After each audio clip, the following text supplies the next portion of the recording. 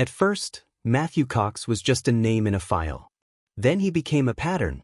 Then he became a problem federal investigators could not ignore. A mortgage broker turned fugitive, Cox managed to move through cities, identities, and paper trails while authorities worked to piece together a fraud scheme that stretched across states and left behind victims, clouded titles, and millions in losses.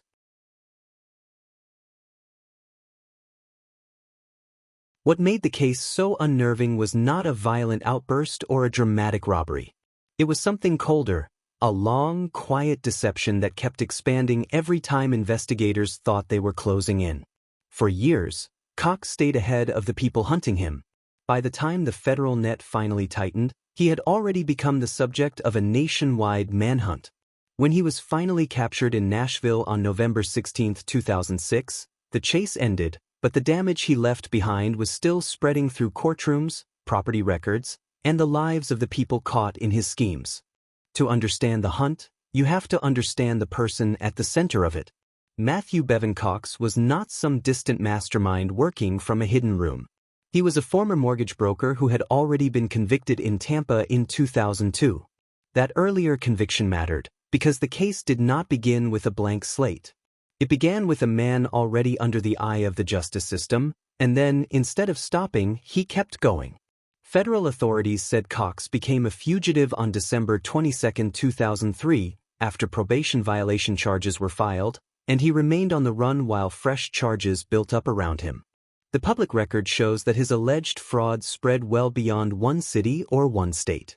Prosecutors said Cox used stolen identities, including those of minor children and homeless individuals, to create false ownership records and obtain multiple mortgage loans on the same properties. The same pattern repeated across state lines, which meant investigators were not dealing with a single incident. They were dealing with a moving system of fraud that followed him wherever he went. And there were real victims behind every file. The Department of Justice said the scheme left behind more than 100 victims, millions of dollars in losses, and property titles clouded by years of unresolved litigation. That is the part people often miss when they hear the word fraud. The harm is not abstract. It reaches families, lenders, homeowners, and anyone who inherits the mess left behind when false records collide with real life. The case grew out of a repeating pattern. According to prosecutors, Cox and his co-conspirators would rent or agree to purchase properties from the true owners, fraudulently erase mortgage liens, assume the identities of those owners, and then use stolen identities or straw borrowers to place multiple loans on the same property. Once the scheme had been used in one place, they changed locations and repeated it elsewhere. That is what made the case so difficult to contain. It was not one crime scene, but many, all connected by the same method and the same names hiding behind false paperwork. The identities used in the scheme were not random. Federal prosecutors said Cox used the identities of minor children, the homeless, and people he encountered during what he called federal surveys of homeless and drug rehab patients. Those identities were then used to obtain driver's licenses, state ID cards, vehicles, mail drops, virtual offices, apartments, bank accounts, credit cards, birth certificates, and even a passport. The details are striking not because they are glamorous, but because they reveal how methodical the fraud was. Every forged identity was a doorway into another layer of deception. As the fraud widened, Cox's life became one long attempt to stay ahead of the consequences. Prosecutors said he used the false identities to travel internationally while a federal fugitive, including travel to Jamaica, Italy, Greece, and other destinations. But every place he moved to, every new document he used, and every fresh start he tried to create only added more material for investigators to connect. The deeper he went, the more paper he left behind. For the people affected, the damage was not theoretical. Mortgage fraud can tear through property ownership, create false liens, and leave innocent people with years of legal confusion.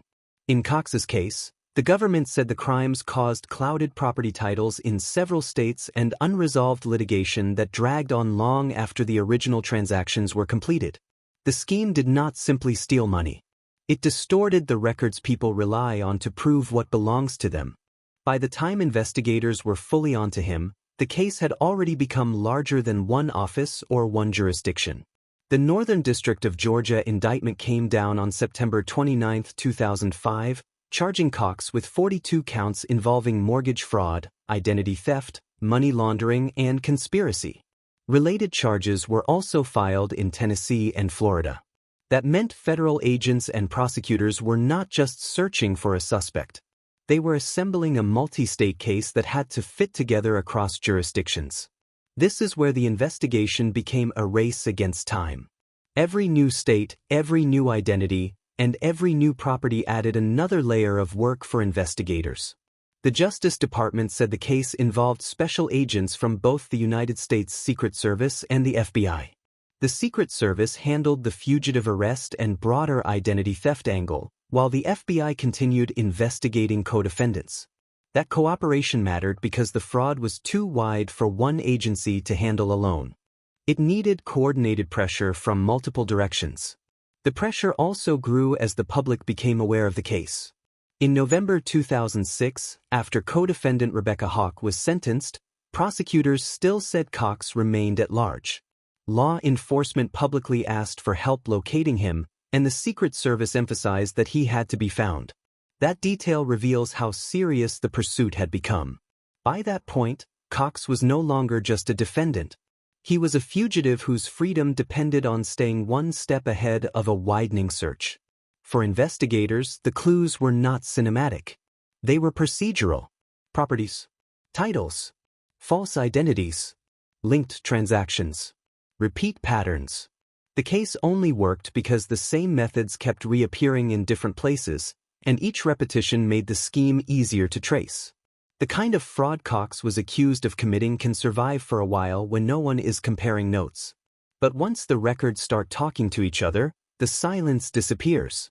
And still, he stayed free for a time. That is what gives this case its tension. Authorities were not chasing a man who stood still. They were chasing someone who was actively rebuilding his life under false identities while the case against him kept expanding. Every delay gave him space. Every new arrest of an associate gave investigators another chance to see the structure behind the fraud. The pursuit became less about speed and more about endurance. The turning point came when the investigation stopped being about one person's habits and started being about the larger structure around him. Prosecutors said Cox's co-conspirators used stolen identities to open bank accounts, rent apartments, lease mail drops and virtual offices, and move the money generated by the scheme. That kind of network is vulnerable once one piece begins to fail, because every helper, every document, and every borrowed identity becomes part of the evidence trail. Another critical breakthrough was the recognition that this was not isolated behavior but a repeated pattern across several states, including Georgia, Florida, Alabama, South Carolina, and North Carolina. Once investigators tied those pieces together, the case became less about speculation and more about confirmation. The same people, the same tactics, and the same false records kept appearing in different locations. That repetition became one of the strongest signs that the story was real and the suspect was still active. Then came the arrest of Rebecca Hawk in Houston in March 2006, after she was found living under a stolen identity. Her case mattered because it showed investigators that the conspiracy did not end with Cox. It also proved that the fraud had a wider ecosystem around it, with co-defendants and associates helping sustain the operation. When Hawk was later sentenced, prosecutors continued to say Cox was still at large, which made clear that the search was not over. It had merely sharpened.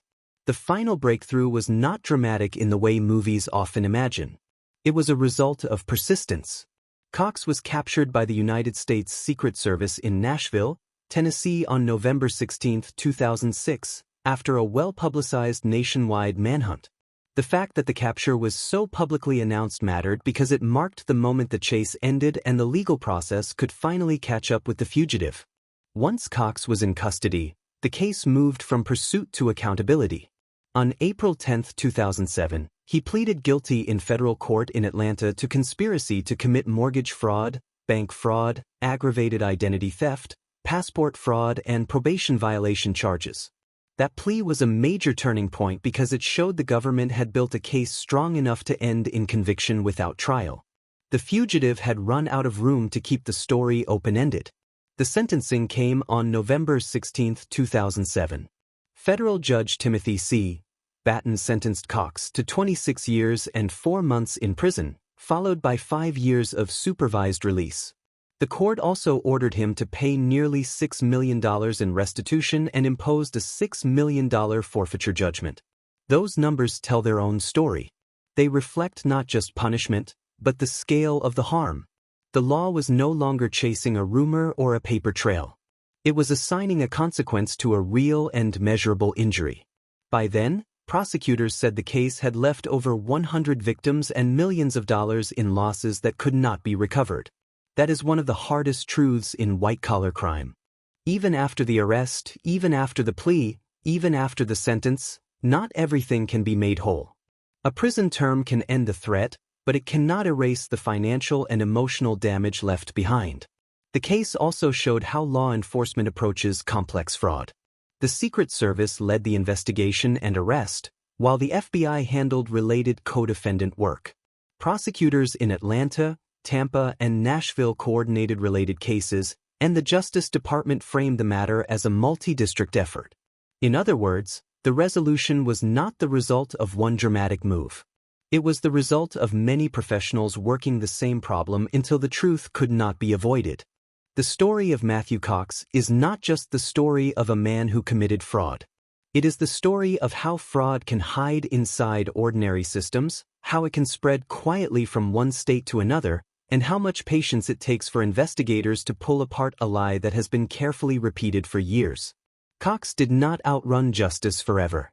He only delayed it. And that may be the most unsettling part of all. The case never depended on violence to create fear. It depended on trust being broken in places where people expected records to be real, ownership to be real, and identities to be real. When those things collapse, the damage lasts far longer than the headline. In the end, the hunt for Matthew Cox was not really about chasing a fugitive across state lines. It was about proving that no matter how many names someone uses, no matter how many documents they alter, and no matter how far they run, the truth has a way of catching up. The paper trail may be slow, but once it speaks with a force that is difficult to outrun.